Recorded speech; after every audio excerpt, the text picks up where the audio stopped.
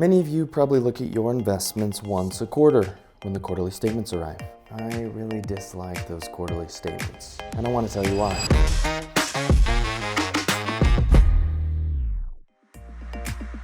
You see, these statements make us myopic. They make us want to behave in a way that is counterproductive when investing in public markets. They isolate your return to that quarter. Even worse, they tell you, here's how much money you had at the beginning of the quarter, and here's how much money you have now, showing you the exact dollar amount you earned or lost. For my clients, they see that and either think, Dallin earned me X amount of dollars this quarter. Good for him. I should tell him he's doing a good job, but no one ever does.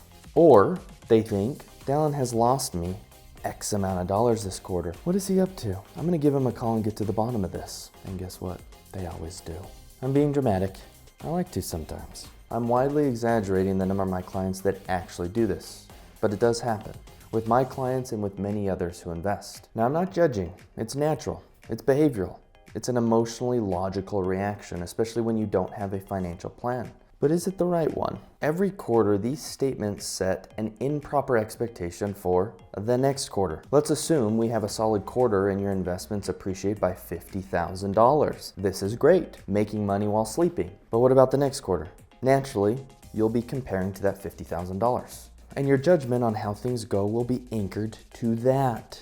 One statement at a time, one quarter at a time. Look at the roller coaster of emotion you would have gone through the last 3 years if you would have looked at performance isolated to each quarter and allowed this to be your guiding force for decision making and occasional harsh judgment of your kind financial advisor. Now look at what the annualized performance was over these 3 years, despite an ugly 2022. And look what happens if I tack on growth of 2019 to that annualized return.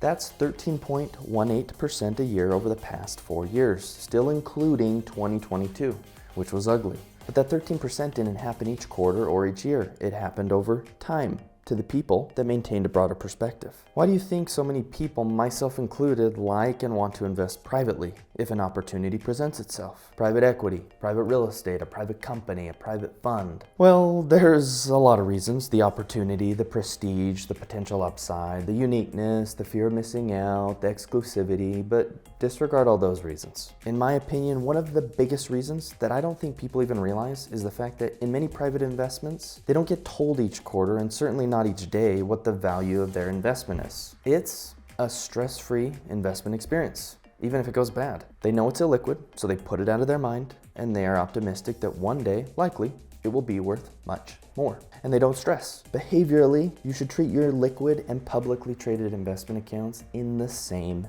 manner. Put them out of your mind. Try not to touch them, or at least the bulk of them, and know that one day they will likely be worth much more, despite the nagging quarterly statements that are trying to get you to look at them and play with your heartstrings in the short term. Do not let these quarterly statements do that to you. You will take 3 steps forward and 1 step back, and then 5 steps forward and 3 steps back, gaining and losing, losing and gaining, and so on and so forth. That's the price you pay in the short term for liquidity. But in the long term, if you remain disciplined, you will get to participate in the growth and prosperity of many of the largest and most successful companies in the United States and abroad. It's a price worth paying, and one that becomes easier to manage if you can develop an animosity for those myopic quarterly statements. Until my next dramatic video.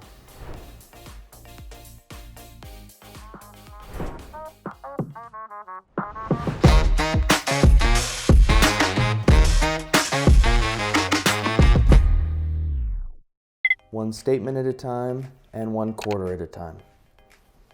I don't know why I'm giving a thumbs up. And an occasional harsh judgment. It's a tongue twister. Put them out of your mind. Put it out of your mind. Put it out of your mind.